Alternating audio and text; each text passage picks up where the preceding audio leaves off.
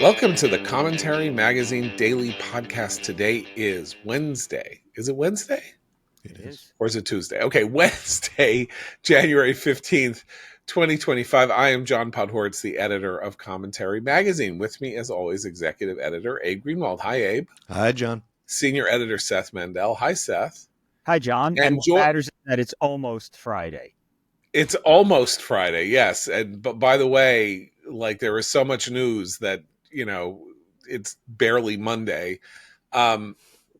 Joining us today, I'm excited to have Commentary Podcast founder, inventor of the Commentary Podcast, long-term Commentary podcaster, now senior writer at National Review, Noah Rothman, who is the author of the February cover story in Commentary Magazine that we are going to discuss at length, title of which is A Clockwork Blue, How the Left Came to Excuse Away and Advocate, and now I can't remember our subtitle, Political Violence. Embrace. Thank you, Noah. Thank you, Seth. Thank you, Abe. I'm not doing well today.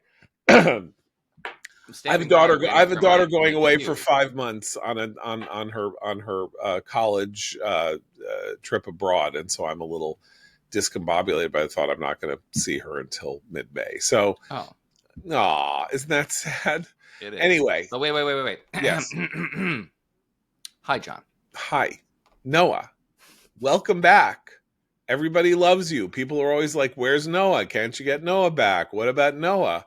Noah is on, though not every time, but Noah is on, of course, The Editors, the National Review podcast that comes out Tuesdays and Fridays, which I heartily recommend to everybody.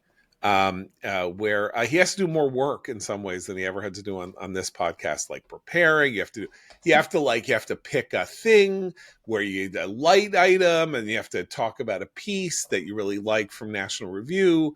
Whereas, as I've told people before, our form of preparation is we all got together on this Zoom 30 seconds before the Zoom, and I said, why don't we do this or that? And then someone says, why don't we do that or this? And then we just go. So that's how much preparation we do. Yeah, but back in the old days, I used to have to mix down the audio and edit it and then publish it. Now that's all Abe's job. So yeah. That's all Abe. And Abe now has to prepare.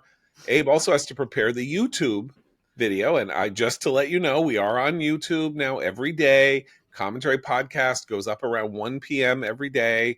We have more than 7,000 subscribers just in the last 6 weeks. So you'll be able to see Noah's very, very nicely groomed beard. I would say you look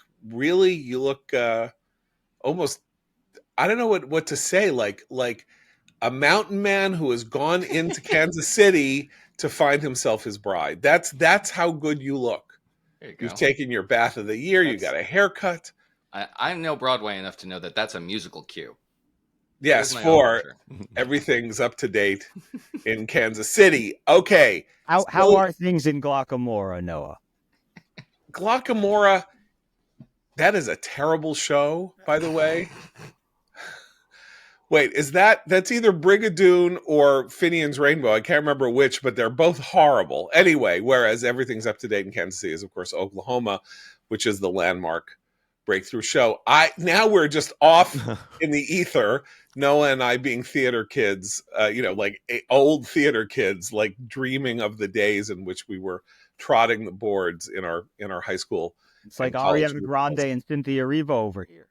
But they got to do it as adults. You see, that's the no wonder they're so happy. I've never had happier moments than when I was a theater kid. Anyway, to go from the delightfully pointless to the extraordinarily impactful, let's say, word is that the hostage deal has been struck, that Hamas has agreed to the terms of the deal that is before Israel and Hamas in the world. And if you listened to our podcast yesterday, you know that we were extraordinarily ill-disposed toward the deal, which seems very, very, very bad to me.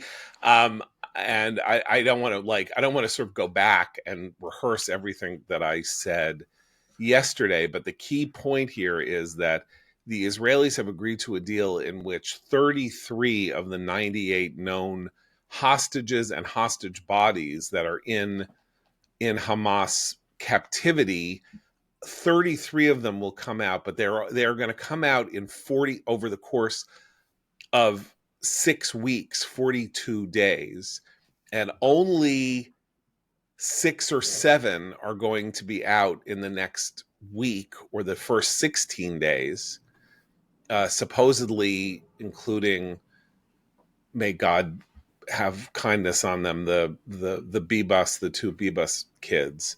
But in exchange, thousands of Palestinian prisoners are going to be released. Gazans are going to be allowed to move north. Israel retains the right to go back in if the ceasefire doesn't hold. They're going to hold some territory in the south at what's called the Philadelphia Corridor, which is what separates Gaza from Egypt. And there will be a buffer zone in between Israel's Gaza envelope on Gazan territory and the population of Gaza. Basically, what I'm told is that this deal has to happen. The Israeli people, the Israeli emotional state gave Bibi Netanyahu no option but to strike what he would have thought 2 months ago was an unfavorable and unnecessary capitulation to Hamas needs and wants, and that we talked yesterday, and again, don't have to rehearse it again, that apparently the presence of Steve Witkoff, the negotiator sent by Donald Trump to the negotiations, ended up being America putting a new kind of pressure on Israel, not Trump sending somebody to advocate, as we might have thought, given the way he has been talking for the last 6 months, advocate for Israel's strength in these negotiations. He was very insulting, from what we hear, to Bibi, who said, "I can't meet with you. It's Shabbat," and he's also sick, recuperating from prostate cancer surgery. And Steve Witkoff said, "Bullshit. Tell him I'll be there in 10 minutes, or, he'll meet with me, don't F with me," or something like that. Not friendly, very bullying, very unpleasant, apparently. And so the dream of the right-wing Zionists that Trump was going to be their, a bosom friend and, tribune, shomer at the gates of Jerusalem, as Chuck Schumer likes to call himself, I think that dream has to be retired. Not that he's going to be an enemy, or that just that he wanted this deal. The person that he was worried about not making the deal was Bibi, and so he sent his guy, his New York billionaire negotiating Jew, who, as far as I know, has had very little place in Jewish and Zionist affairs in the course of his life, to go and beat Bibi up to make sure that he acceded to what is effectively Jake Sullivan and Tony Blinken's plan for a ceasefire and hostage deal. Seth? Yeah, I think that I thought David Friedman, the former ambassador to Israel, the former Trump's ambassador to Israel, I thought that his tweet this morning was telling, because it was a call for understanding and patience with the deal. It was not a ringing endorsement of the deal, but it was a request to not be so judgmental right off the cuff. And maybe it'll turn out to be a mistake long term. Maybe it'll turn out to be a great move long term, but we don't know. There's no really way to know. And I took that as the sort of almost not even backhanded compliment, because there isn't a compliment of the deal in it, but a more sort of beleaguered sense, like this was just always going to happen. They were presented with a deal. They have to bring the hostages home, and we've been through this, and let's give it some space.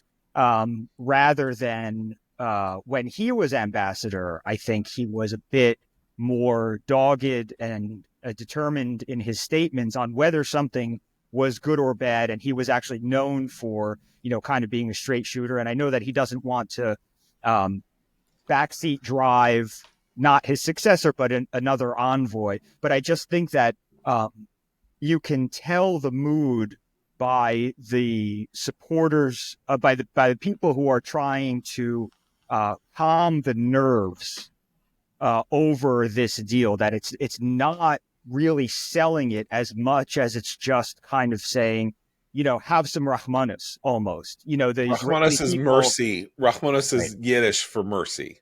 And They and say I have think, Rachmanis, meaning right, give us a have break. pity. Please stop beating us over the head. Have pity. Right, Right. exactly. And I think back to when Menachem Begin was involved in one of the early prisoner swamps, which I wrote about last year for commentary, and that his negotiator came to him and said, look, don't meet with the families. Yeah. And Menachem Begin said, I'm Menachem Begin. I'm no one's going to emotionally bully me. Yeah. I've I've been in the seen gulag. everything. I've I've been in been the in the gulag. gulag. I Yeah. right. And nobody's seen what I've Yeah. and he was wrong that the feeling of the feeling that you feel when you are responsible ultimately for saying yes or no as to whether these parents who you often have come to know will see their children again. It puts a weight on your shoulders that makes this not about the details of the deal as much as it is about a kind of ethos. And Israelis come back to this each time. I have to say, for my part, the certainty that I had yesterday in my position against the deal is rocked considerably by John. You're saying that reportedly this is the will of the Israelis, of the Israeli people. Um, there are times when Israel doesn't doesn't want to do something wants to do something hawkish, right? And I usually defer, and the Israeli people want to do something hawkish, and there's arguments for and against. I'm being very broad here, but I always factor in. I'm an American. I don't want to tell Israel what's in its ultimately what's in its own best interest if that is the will of the majority there.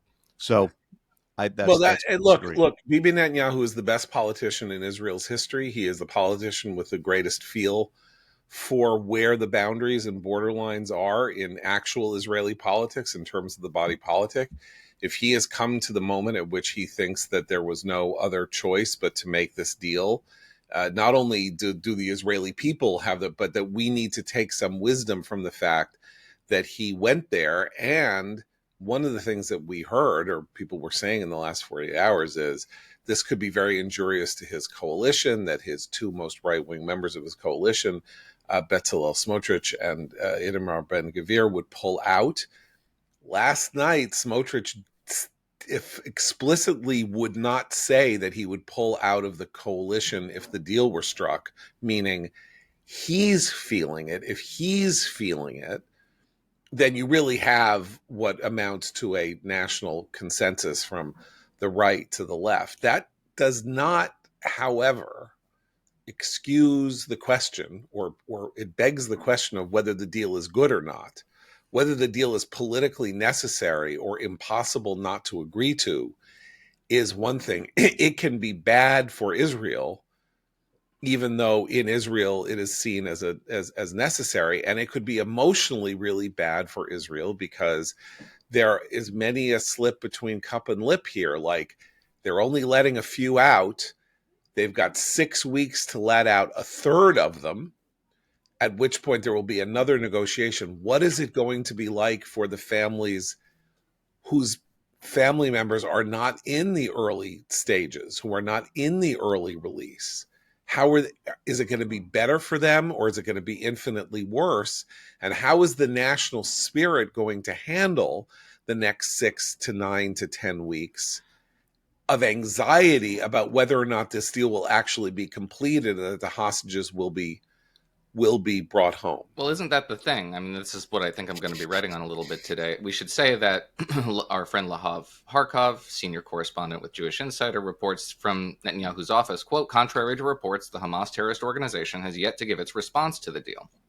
So this may be a little bit premature, but it's also indicative of the degree to which there's probably very little command structure left in Hamas, and we don't know who we're talking with and who the representatives, the messages that they're sending to Qatar, whether they're indicative of what Hamas leadership wants. Israeli objectives could be domestic. Israeli objectives could be strategic. They might want to pivot to other campaigns, like one that's slow boiling with the Houthis. And the Trump administration is going to face something of a political conundrum here. They're going to want to say, look, the rhetoric worked. The unleash all hell rhetoric worked. We got the hostages out. It's a deal. Deals are good. Trump likes deals. But all the members of his administration are saying there cannot be a role for Hamas in Gaza in the future. NSA Waltz, incoming national security advisor, told our friend Dan Senor yesterday that Hamas cannot have a role, quote unquote. ISIS doesn't have a role. Al-Qaeda doesn't have a role. Quote, we have been clear that Gaza has to be fully demilitarized. Hamas has to be destroyed to the point at which it cannot reconstitute. Pete Hegseth yesterday on the stand said he'd like to see every single Hamas member killed in action. How do you square that rhetoric with the presumably what they're going to want to do, which is celebrate a diplomatic success by virtue of Trump's muscularity? And I appreciate the muscularity, but it was always kind of hollow. The notion here that the United States could bring to bear more kinetic pressure on Hamas than the IDF always struck me as something that was not going to be very persuasive. But remember, Noah, remember that the incoming president never said on whom the hell was going to be unleashed. That's our fault. That's right. No. Meaning Iran.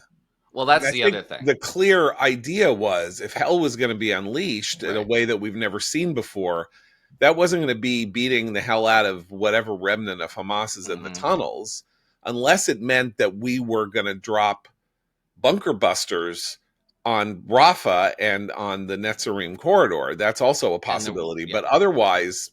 And there was never going to be that kind of kinetic pressure in the Biden administration. That was always a Trump initiative.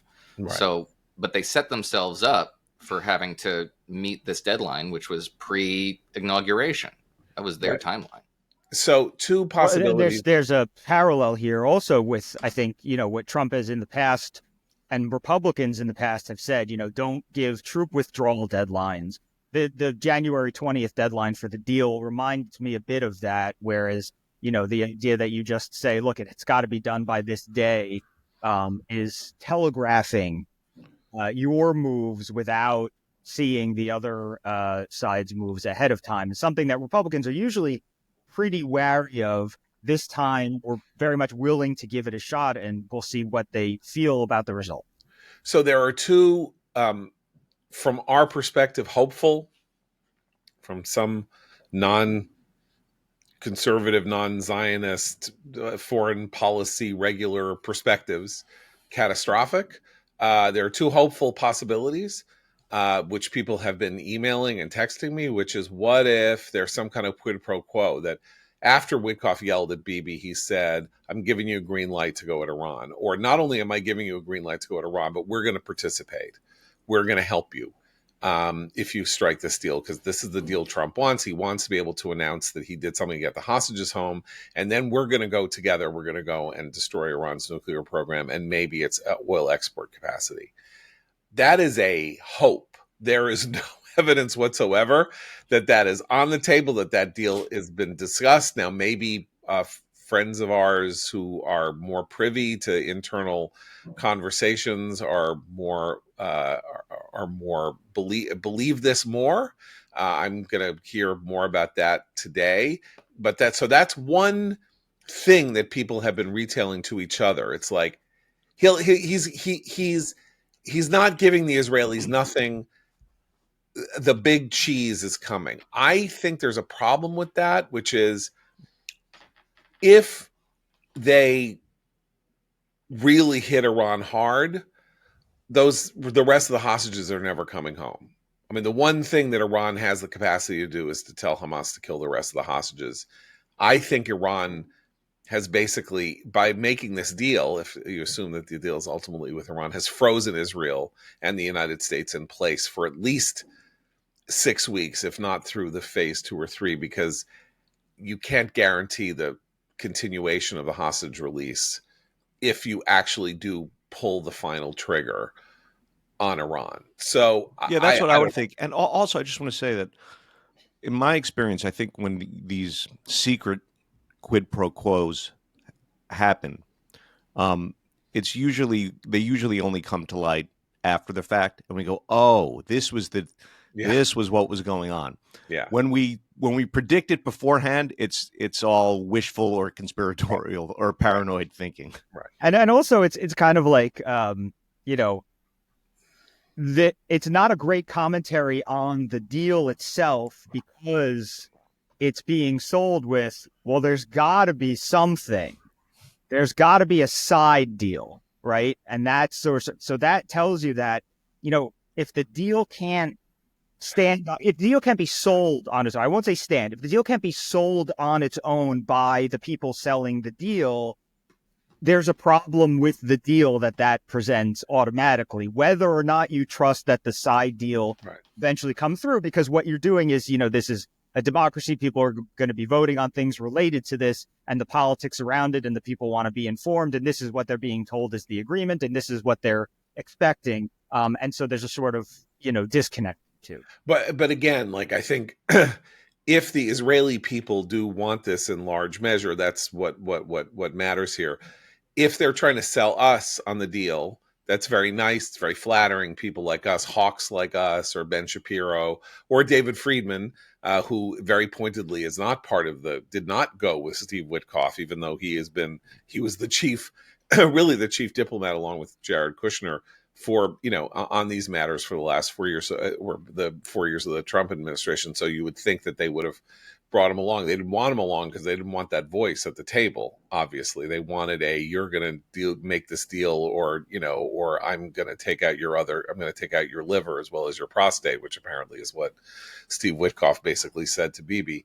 But if the Israeli people want it, doesn't matter what we think. I mean, it really genuinely doesn't matter what we think. We're just worried about the geopolitical, regional, and future ramifications. Like, Oslo was popular too and caused 30 years of suffering. Like, it's not like, and very few people, my father being one of them, in 1993 said, don't do this. This is bad. This is a bad deal. The concept ramifications are going to be terrible. That was not a common opinion.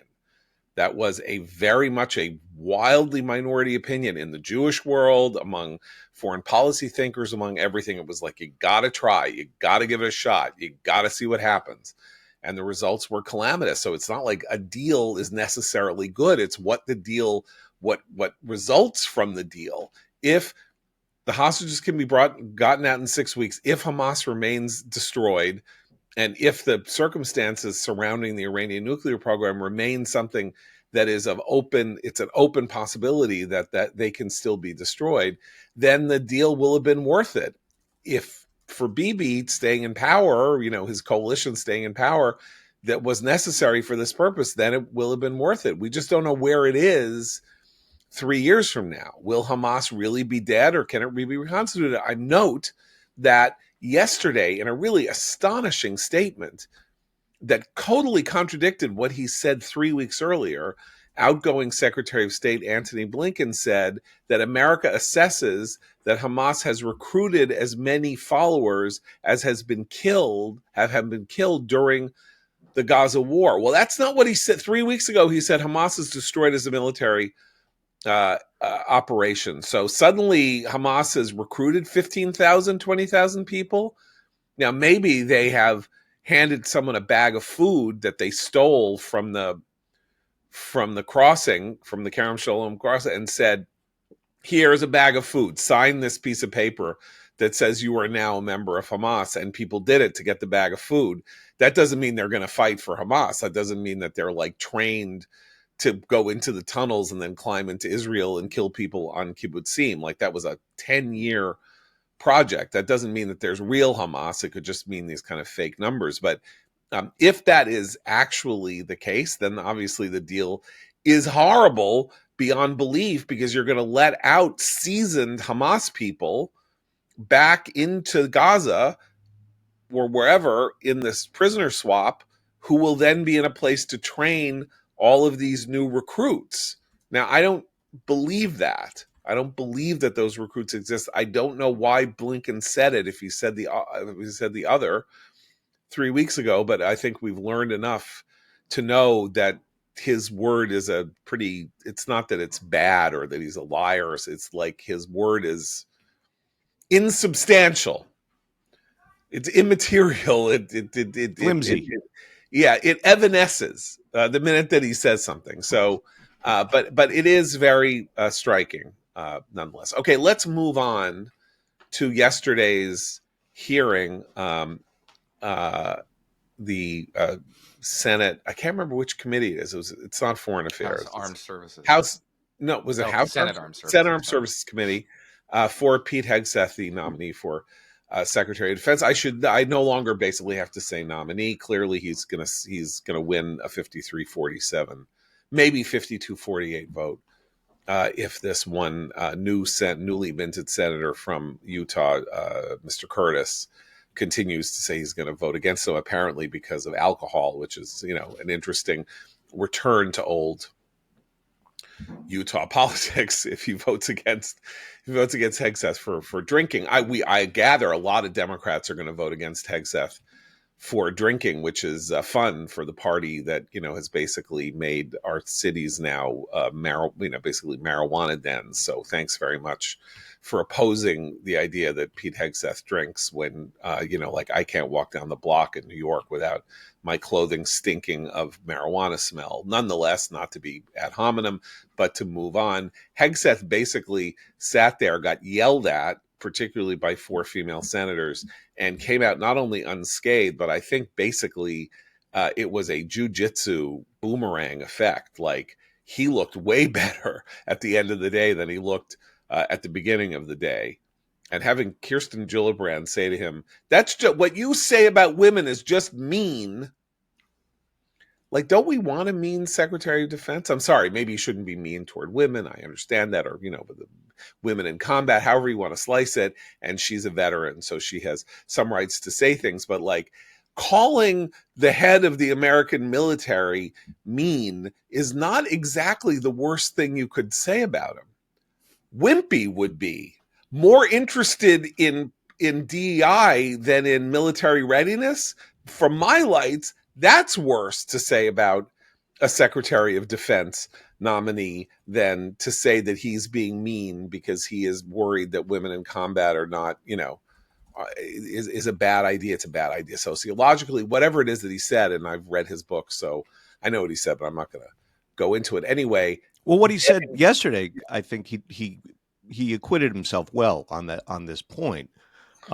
He said, yes, there's a role for women in combat, but we should never lower our standards for combat. They should be the same for men and women. Yeah. So it's like, I just thought of an analogy, and I can't help myself from bringing it up, even though it's probably really bad. There is an amazing photograph from 1946 of the actress Beatrice Arthur, who, of course, then was in Maude and Golden Girls, and she was a whack or a wave. She was a truck driver, and there is a picture of B. Arthur in uniform as a member of the American military. And yeah, if B. Arthur of 1946 were every female who wants to be in combat, go look it up. Just type in B. Arthur uniform or something like that. You'd say, sure, okay, fine. She looks tougher than most men in 1946, and that would be amazing. She didn't like this picture. She tried to suppress it because first of all, it's not very attractive, and it does make her look very manly. Nonetheless, B. Arthur, fine. Most women. John, I love your reference. I don't know why you were worried about it. I don't know. You can figure it out if you want to go deep into it, make a Straussian interpretation of what I'm saying. You could probably figure out why I'm a little uncomfortable. Nonetheless, I'm just saying, yeah. I mean, there are outliers. There are always physical outliers that would say a woman could be, just to take an example, an LA firefighter. But being a woman is not a qualification for being an LA firefighter. Having XX, and even though we're not supposed to say this anymore, having two X chromosomes is not a qualification for being a firefighter. By the way, nor is having XY chromosomes a qualification for being a firefighter, right? That's why we have physical standards for things like this. Anyway, all right. So she said he was mean, and then there was this fantastic exchange with Elizabeth Warren. Oh my God, was it good? It was so good. Where Elizabeth Warren says, all generals have agreed to a 10-year, or we have a rule, I don't know what it is. They cannot go to work for military contractors for 10 years after their active duty is over. Why aren't you committing to a 10-year ban for you for going to work for military contractors after you're Secretary of Defense? And he said, Senator, I'm not a general. And her point, she then said, well, that's not what something like that. But the entire room erupted in laughter. It was a parry, right? Because it sort of, the issue is relatively similar to the generals selling their wares to a military contractor. Nonetheless, it gave you a sense that this guy is no pushover. He's no, as he would say, like, he's been in combat. Like, he wasn't scared of his interlocutors, including the inimitable Mazie Hirono, who is senator from Hawaii, who is setting, I don't know, new comic standards. Like, she's like a character out of South Park or something. Anyway, so am I right? Did you watch? I watched some of it. I was actually in the Fox studios sitting with Dana and Bill and Martha, expecting to hit the air, but there was never an opening to do it. So I watched the hearings with the Fox people, and that was fun. And then I left. What I saw was generally pretty unserious across the board. I think Pete Hegseth carried himself well. He was an impressive figure there. And if we wanted to do substance, we should do substance. Because I don't think he's necessarily going to be able to meet the standards that he set for himself. The argument that he's retailing when it comes to women in combat roles, by which he means, and which Tom Cotton clarified during that committee hearing, they mean ground combat roles. What you think of when you think of combat roles: women with a rifle in a trench firing at the enemy position. There's a lot of other things that constitute combat roles. A woman driving an MRAP through a minefield is in a combat role, but she's not necessarily on the ground humping a pack and a drone pilot. A drone pilot. Yeah, precisely. That's a combat role. And there's a lot of roles for women who maybe not necessarily meet the physical standards. If we're going to meet our recruiting objectives and repair the recruiting deficit that we suffer from, there are a lot of recommendations out there. Among them, relaxing some of the medical standards that have contributed to a lot of individuals who would otherwise meet those standards failing to ascend to enlisted status because of them. Likewise, the aptitude test that you have to take when you get into the services is perhaps a little outmoded, and also junior enlisted pay is just simply too low to compete with the private sector. But if you really wanted to meet these recruiting goals, we talk about woke stuff and social engineering as though it's a panacea. It's not. It's part of it. It certainly puts downward pressure on military families, which is the primary pipeline to military service. What you mean by that, just to spell out what you mean by that, is Hegseth says that wokeness is driving people out of the military, having military careers. And so when he says, I want to end DEI and wokeness and the promotion of people based on, based on their identity and not based on their performance, he is saying that as a readiness issue, that he wants to do this not only because people are getting promoted who shouldn't be promoted, but also that people in the military are saying to their kids, don't go in, it sucks here now, that he can change that atmosphere. And that will help. I don't want to downplay it. That is a major contributing factor to, in fact, if you look at surveys, there was a piece in the Wall Street Journal, one authored by a former Trump administration official in the Defense Department, saying, our surveys say that military families no longer want to send their kids into this institution because it no longer reflects our values. That's the warrior stuff that Pete Hegseth was talking about. And it's real and it's valid. But I do wish we heard more lines of questioning along the lines that Tom Cotton was attempting to pursue. What we heard from Republicans on that committee was kind of unsatisfying, as you would expect from a committee hearing where their whole goal is just merely to hold his hand and shepherd him through the process. But it matters little to me whether or not the Secretary of Defense knows what caliber of bullet goes into a service rifle.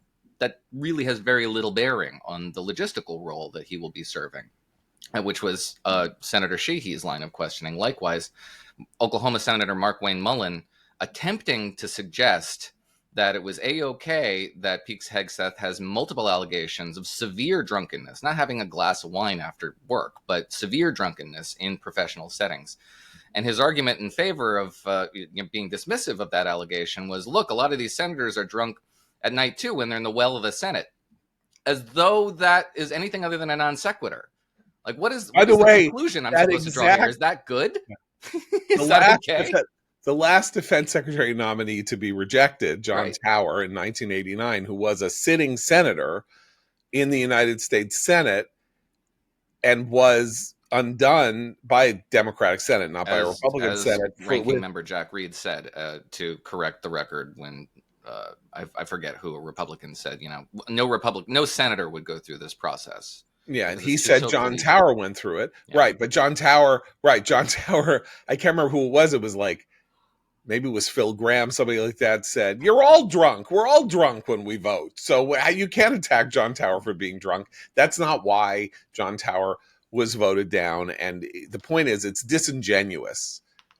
It's disingenuous to go at him for this reason. They were going at him because he has a spotty record. He is not like a distinguished military figure. He's a critic of the U.S. military and its readiness in a popular forum, best-selling books, Fox and Friends Weekend, very attractive, former veterans organization head, not really the resume that any previous defense secretary has had.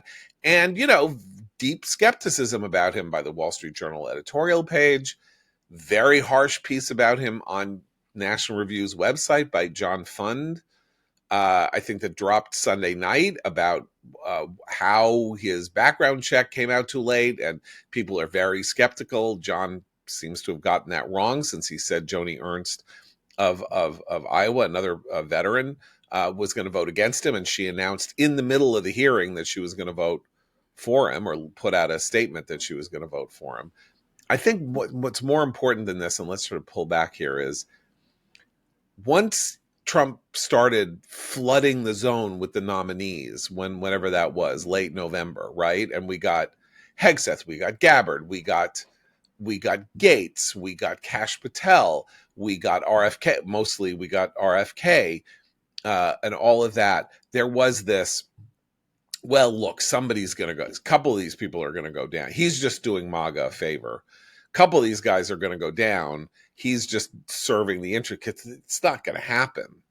And Gates went down. Gates left without a hearing, and that's usually how it happens. It's not that people go through the hearing and then get voted down by the full Senate, or by the committee. That's not the way it really works at this level. So Gates went through the process where he was so exposed that he could no longer have his nomination serve. But I think it's pretty clear that every single one of Trump's nominees, with the possible exception of Tulsi Gabbard, is going to get confirmed. If I'd said that to you on November 29th, I'm not sure we would all have agreed that was in the cards. Right? Yeah.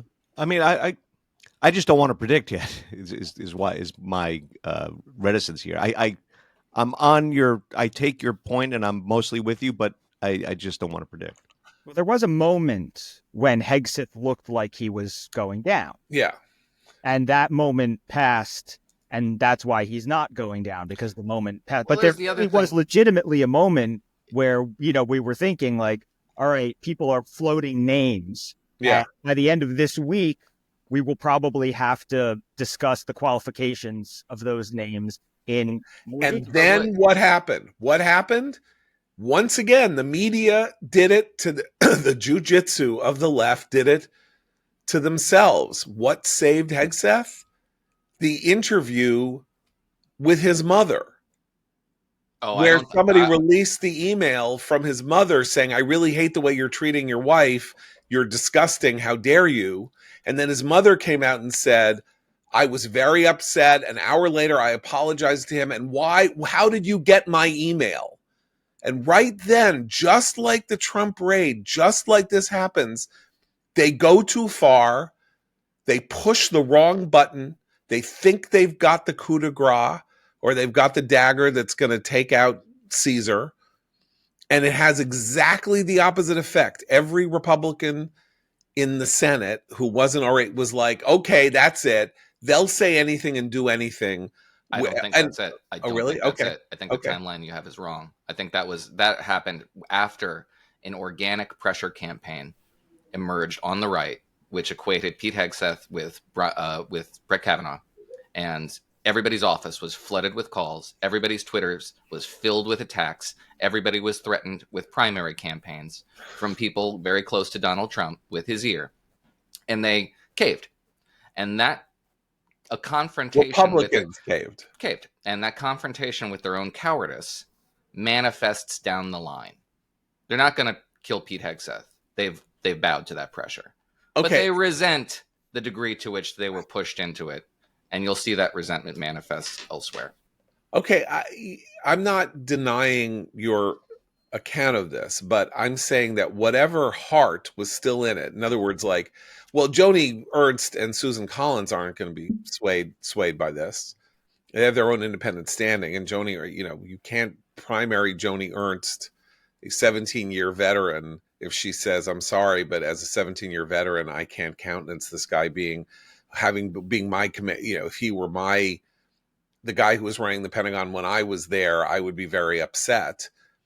Are you telling me that prolific tweeter with millions of followers, Cat Turd 2, who proposed sending Carrie Lake to move to Iowa to primary Joni Ernst, you're telling me that was all fantasy? That was never going to happen? No, it may happen, and no, you may be right. But I think the two work together, and I brought this up for a reason, which is that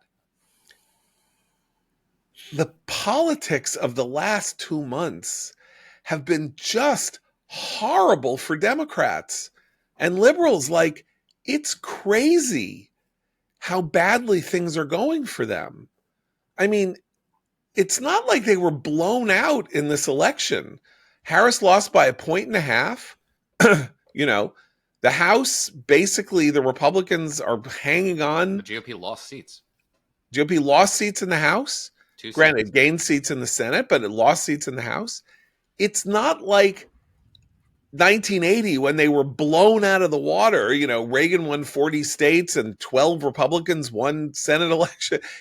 Republicans took the Senate for the first time in a billion years with a 55-45 majority, winning 12 seats. Like, that was a blowout. This was not a blowout. But I think it's different when it comes to Trump. I think a Trump victory and a Trump popular vote victory is its own kind of paradigmatic blowout.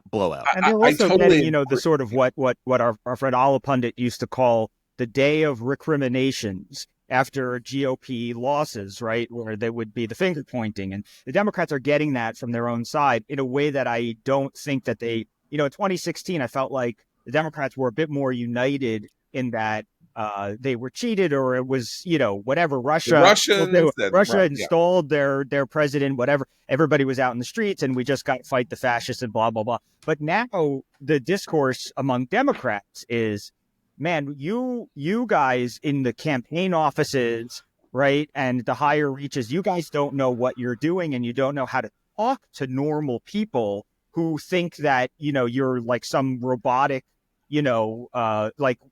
walking woke computer or something like that says things like, come on, Latinx. And, there's some real, within the Democrats, there's a real stop. You guys got to cut it out because Right. it's different now. And that, I think, is Okay, but fueling it's not a just that, right? democratic feeling of having gotten blown out, even though they didn't get blown out. There's just this like, man, this was a disaster. But the fact remains. The fact remains that the party. There are all sorts of facts, right? Patrick Ruffini now surfacing the fact that there are now more people who identify as Republicans than as Democrats for the first time in almost a century, and all of that. That's very real. I'm just saying that the actual number of combatants on the ground, who votes for one party versus who votes for another party, did not change very much, and the Republicans are not marching into Washington, triumphantly like the Romans coming back from Gaul. That is not what is happening. Is not what happened. What happened is that in their response to the election, they have proved to have feet of clay every bit as bad as the feet of clay they showed running up into the election. By which I mean, aside from the general question of who's going to run the DNC and is it good that the Kamala Harris team that tweeted is going to be at the DNC tweeting, or is that crazy or whatever, it is Karen Bass and Gavin Newsom with the fires. It is Eric Adams in New York and Kathy Hochul with the subways and the subway disorder. It is Brandon Johnson in Chicago and the schools people in Chicago. Democrats who are actually doing governance in the United States in very high profile places, in very high profile ways, are at the worst possible moment showing incompetence, commitment to these ideas that Americans are increasingly discomfited with, like, yeah, it's really important that we have DEI running our fire departments and things like that, as the entire business class in the United States is running in the other direction. Okay, well, here's the thing about that. Costco. Yeah. I read today in the Wall Street Journal that Costco is not giving up on DEI. So I'm going to Sam's Club. I've had it, or BJ. I am not doing Costco anymore. I like a company that gives up on DEI. I don't like a company that fights for DEI. I'm going to vote with my feet in my memberships. And I expect you to do the same, Noah. You're not going to get me to get off Costco. I'm sorry. I actually I realized right before we were getting on here that you're doing video now, and I was wearing a Patagonia sweater, and some people are very triggered by Patagonia, so I was like, oh, I got to get this off. Okay, you have to understand about us suburban families is that we went to Costco the day before the big snowstorm last week, and if anything could ever put you off forever from going to these stores. Yeah. On the eve of an emergency. But you mean the 350 person line? Is that what you mean? Yeah. Yes. With everybody having 40 items in their basket? That's right. So 350 people. At one point, I took my kids for a bathroom break from the line. Yeah. No kidding. And we walked past one of the lines that was snaking up the side that was going through the aisles. And somebody asked somebody else on the line, is this the line for the self-checkout? And somebody else on the line said, we don't know. That's very Soviet. It's like, just get online, right? Who knows what they're selling? Who knows what's at the end of this grocery store line? Maybe they have a potato. You have plenty of stuff, but that's the problem. Anyway, okay, I'm sorry. Just briefly, I'm as much as I appreciate, as Seth calls it, glasnost, and he's right about that. I do appreciate the revolutionary reversal of fortunes here. I'm very uncomfortable with the degree to which the Silicon Valley types are now flattering my ideological pretensions out of nowhere and doing so with maximum zeal and obsequiousness. That speaks to me of the degree to which this that says everything to me. Is this a response to the Democratic Party's pressure on these institutions, in particular Lena Khan and her crusade against Silicon Valley enterprises? That's the Federal Trade Commission. That's the Lena Khan, right, the losingest loser in this role, who nevertheless had all the right, ideas and all her sympathies. All the right ideas based for the left. Yeah, speaks to me about a government that has far too much influence over private enterprise, private affairs, and these individuals know it, and they know where their bread is buttered, and they're cozying up to this administration in order to save their own bacons. Now, you can say, well, that's great. But you also have to admit to yourself that's temporary, because Democrats will not be out of power forever. I want a culture that is responsive to the culture. I don't want a culture that is reflective of whatever the political makeup of Washington is at any given moment. Look, you're right. However, it's long past time that we are Julia Roberts in Pretty Woman and Silicon Valley is Larry Miller sucking up to her in the store. As Richard Gere says, we need more sucking up, after he insulted her when she came in to buy a dress for the big party. Like, if they are suck ups, if Zuckerberg is going to suck up to the Democrats and change all policies at Meta, or as it was then called, Facebook, to give them succor and have them be nice to him and do whatever. And then he says 6 years later, "Ooh, boy, did I make a mistake. First of all, this wasn't good for me. Second of all, it really wasn't good for me with this guy who is so transactional. And you know what? I'm going to go on Joe Rogan and I'm going to talk to Ben Shapiro and I'm going to throw a party with Miriam Adelson at the inauguration and all of that. What's all that about?" That's like, okay, so let me enjoy a little sucking up. We can I enjoy understand this the is an fact that they're intellectual sucking up to exercise. us a little bit. I You're understand. right that they are conscienceless, sociopathic, doing this entirely transactionally, but superficially, can we not just enjoy it What a am I little if not bit? the wet blanket? This is my role That's here. true. Okay. Well, Anybody else want? Yeah. you know, I mean, I think Noah's point is interesting because it's not just that they are conscienceless.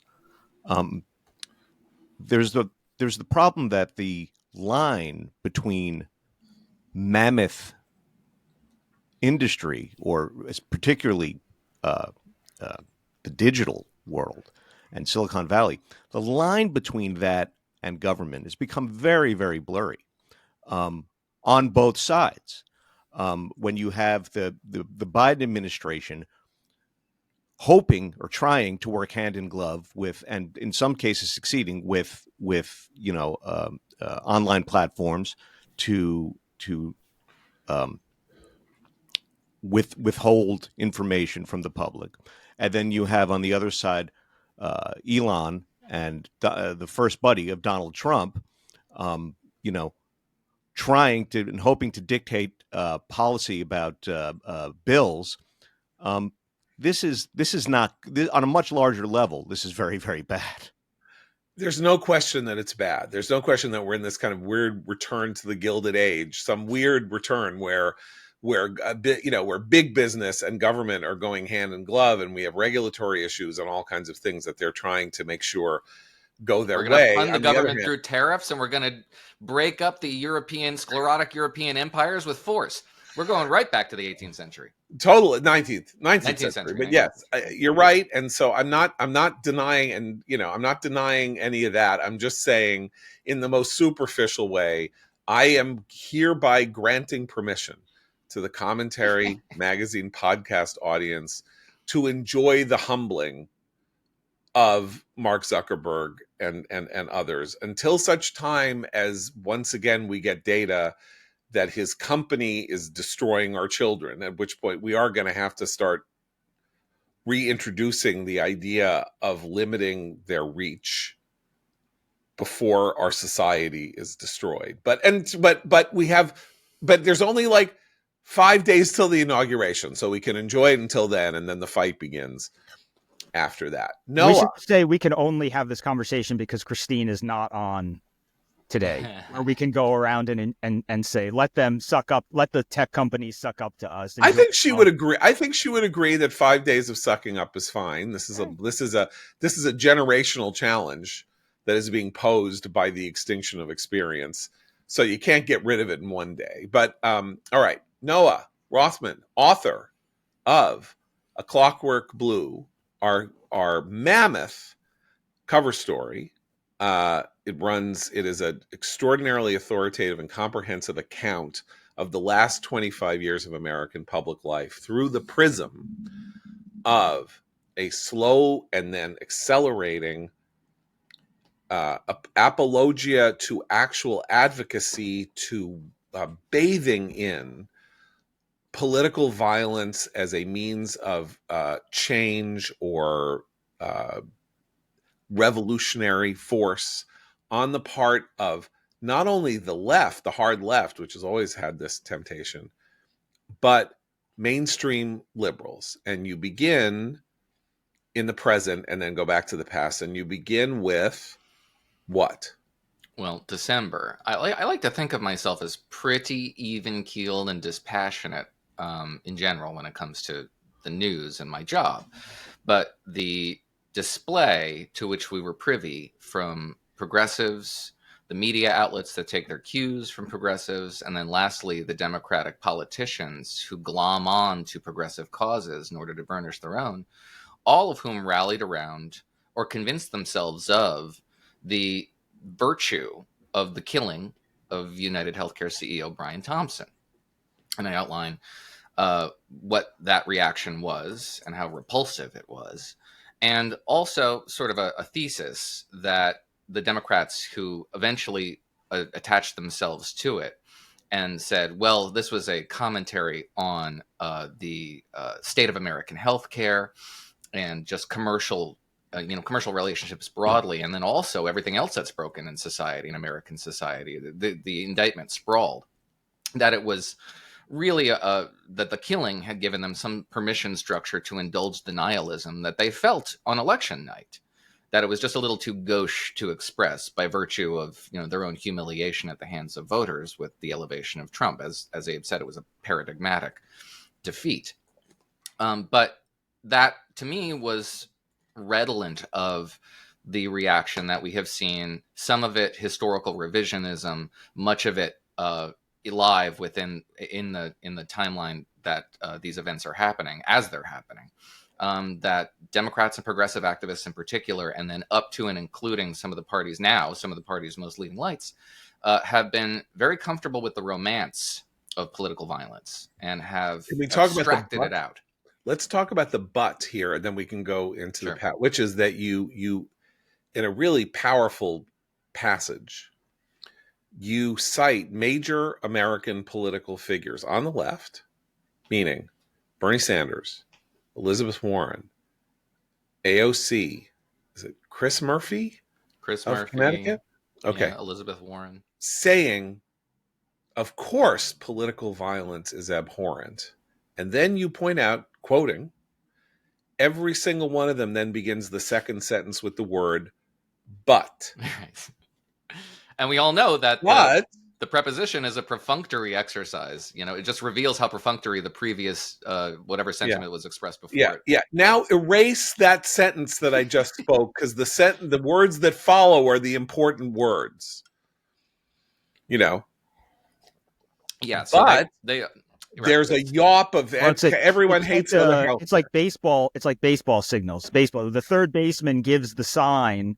The third base coach, gives the sign. He gives a bunch of signals first. That's not the sign. Then he gives a signal that the true signal is that the next signal is the true signal. And then he gives the true signal and a couple more fake signals. That's what the but is. The but is, okay, here comes whether you are going to steal the base or not. And there were many examples of this, but Bernie Sanders was the most illustrative. But the campaign finance system is broken. The healthcare system is broken. The housing system is broken. The education system is broken. It is broken, by which he means the United States.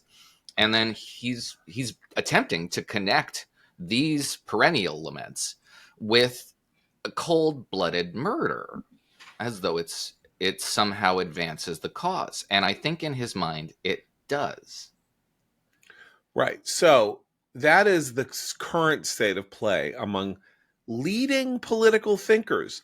The most famous Democratic congressman and the two leading progressive lights of the Senate, right? Sanders and Warren, two candidates for president in 2020, as I recall, running for president, like changing the nature of the race, helping Joe Biden get elected by going so far to the left that he looked like he was the only figure in the center. That's how important they are. And then taking over his administration. Yeah, and effectively voicing support for a man getting shot in the back on a Manhattan street at 6:45 in the morning, who, as you say, unlike Luigi Mangione, the accused killer, grew up the son of a grain elevator operator in Iowa. Wasn't no scion of a rich Baltimore family with 2 degrees from the University of Pennsylvania.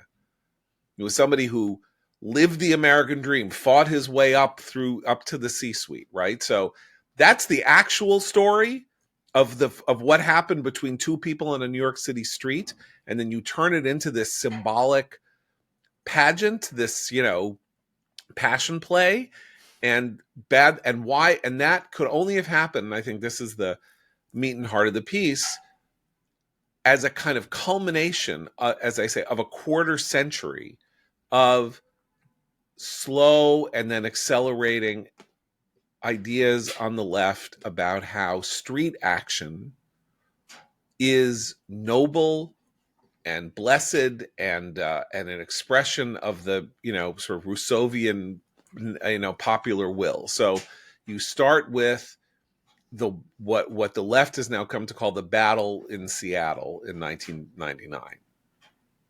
That's right. And while I was a senior in high school at the time, I do remember it vividly.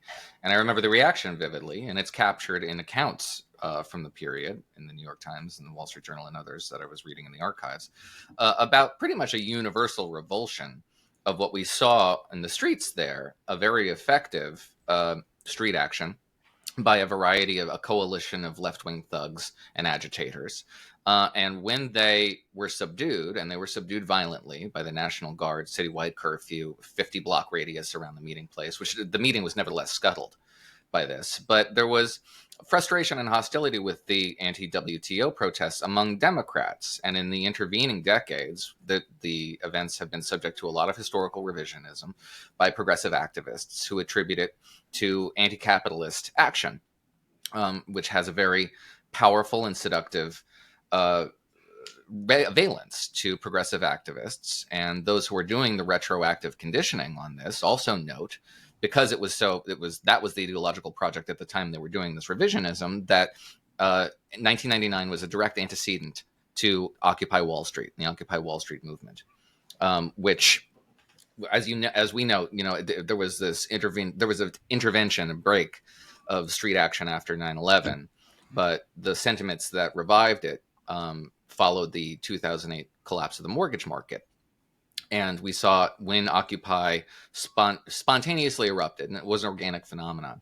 It was adopted and embraced by progressive activists, democratic political leaders, up to and including the President of the United States, Barack Obama, who attributed to it a lot of sentiments and nobility that were not in evidence at the time. There was an abstraction made of this force in order to revive what Democrats saw as some enthusiasm for their governing program that had been sapped with the debate over Obamacare in 2009, 2010. And it was obvious to those of us who are critical of this kind of impulse how foolish this embrace was. We were talking about lawlessness. We were talking about public health crises erupting in these self-governed encampments. Yeah, there were 28 of them. I think you enumerate. There were by the time the Occupy in America movement burned out, international, right? But by the time the American movement burned out, there were 28 encampments in cities across and college campuses across the country. The most famous being the one in downtown Manhattan, in Zuccotti Park, that was finally, because it had a weird legal status that did not give public authorities access to it because it was partially private property. Finally, because of the safety concerns, the health safety concerns, was finally broken up by the authorities. But you forget the size of it. That's what I'm saying. It's like it was only 14 years ago, and one forgets like how dominating a news story that was for 3 months until the winter hit, and then really it was going to be hard for people to be living in those tents in city streets in Oregon and Washington. But even before, and also many of those kids in the tents just had to go across the street to their brownstone. Right. Well, that's always for the winter. Right. So. Yeah. But even before, when Democrats were embracing this thing, before police started to roll up these encampments, before mobs of occupiers stormed Washington's D.C. Air and Space Museum, before Oakland, California's port was overrun by 3,000 of these people who attempted to burn it down, before 5 members of Occupy in Ohio were charged with attempting to affix plastic explosives to bridge abutments in order to take out symbols of corporate America, you had occupiers to the tune of 700 attempting to shut down the Brooklyn Bridge. Does that sound familiar? Does that tactic ring a bell to anybody? People were all arrested en masse. But when they were arrested en masse, the response from intellectuals on the political left, not just in like places like Jacobin Magazine, where the fringes sort of relegate themselves, but the Atlantic, NPR, the Washington Post, the places that have real pedigree, were much more enthusiastic about being hostile to the police response, as though the police were the only provocateurs in this situation.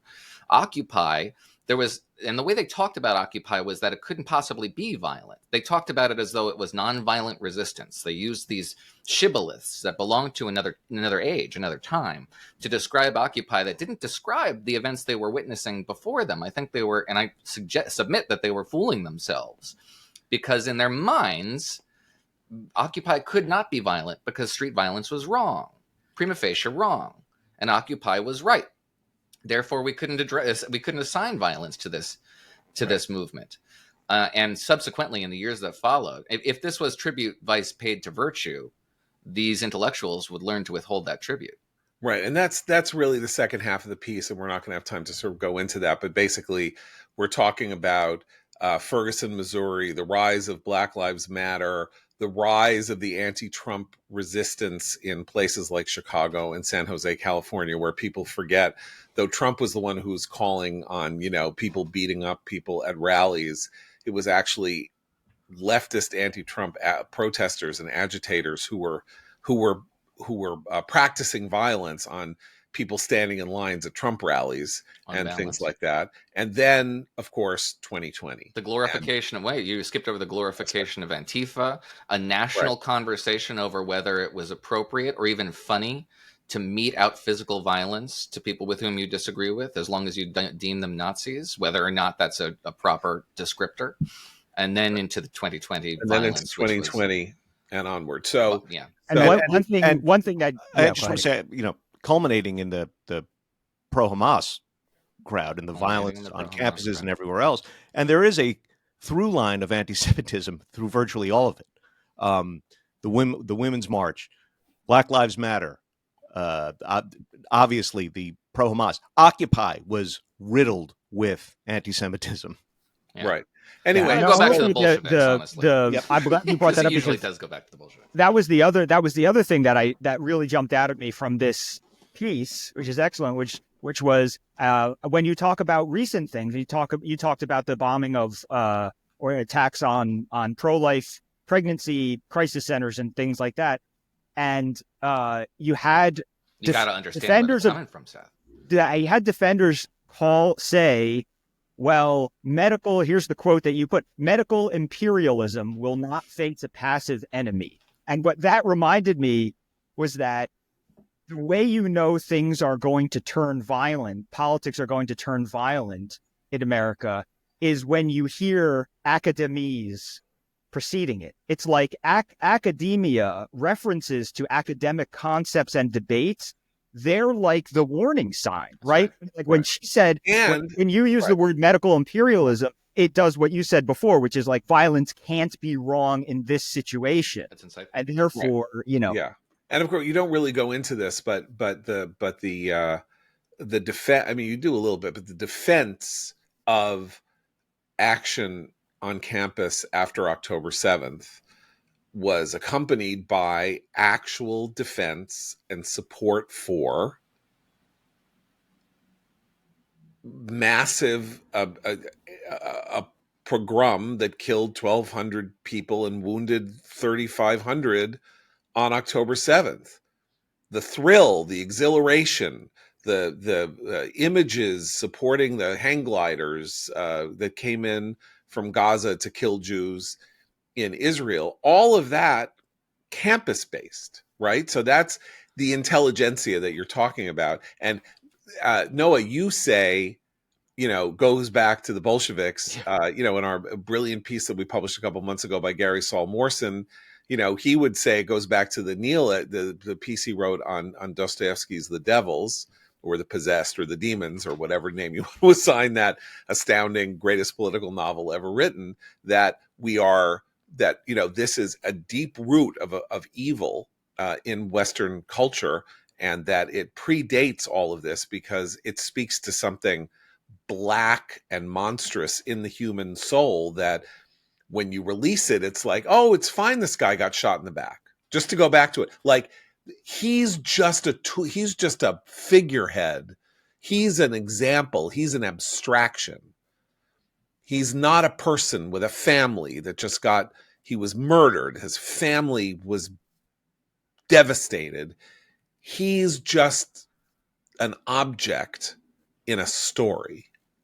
Or the I just want five to make cops one. gunned down. That would jump out at me reading it because I had almost forgotten about that. The 5 cops gunned down by a Black Lives Matter supporter In Dallas. This was, that's the sort of thing that we usually use words like massacre, like that would get the name Dallas Massacre, things like that, and it would be a thing. And it's amazing to think that somebody from that who supported the ideals of that movement shot and killed 5 cops on a spree. And it's just kind of been... And no less amazing that the President of the United States at the time, in memorializing this event, lent credence and virtue to the delusions that their murderer was beholden to. Right.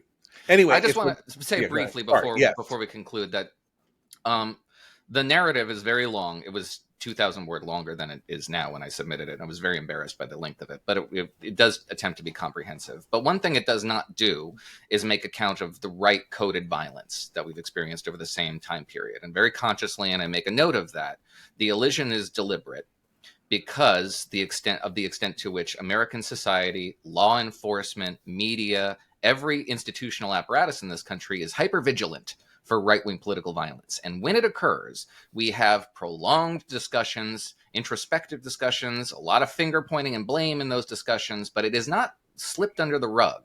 We confront it directly. And I'm one of those guys who does that. I am tragically sincere about what I think was the sum of all Madisonian fears on January 6th. That was really bad. And the movement that catalyzed it is really bad. I have made note of the degree to which right-wing violence has become more prevalent as the right has come to look more like the left, insofar as it sees people, not as individuals, but as avatars of their respective caste and tribe, or class.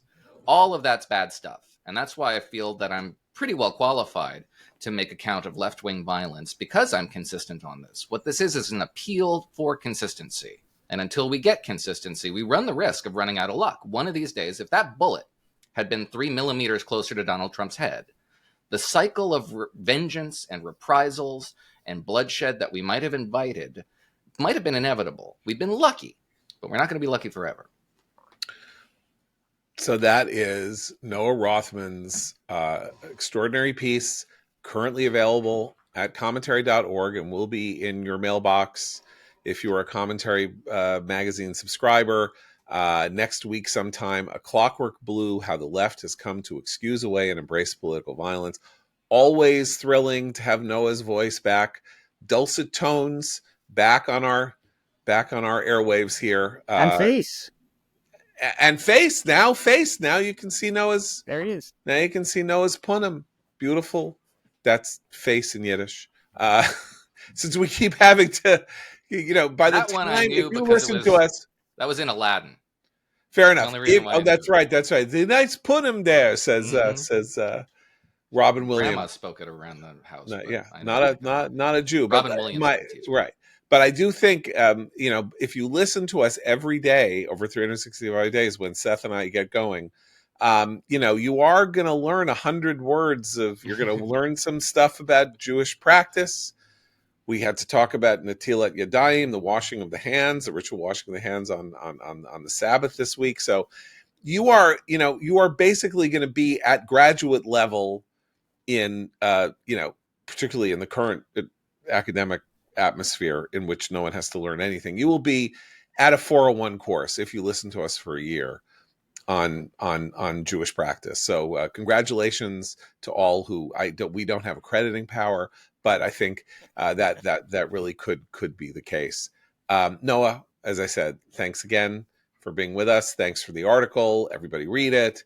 And for Seth and Abe, I'm John Podhoretz. Keep the candle burning.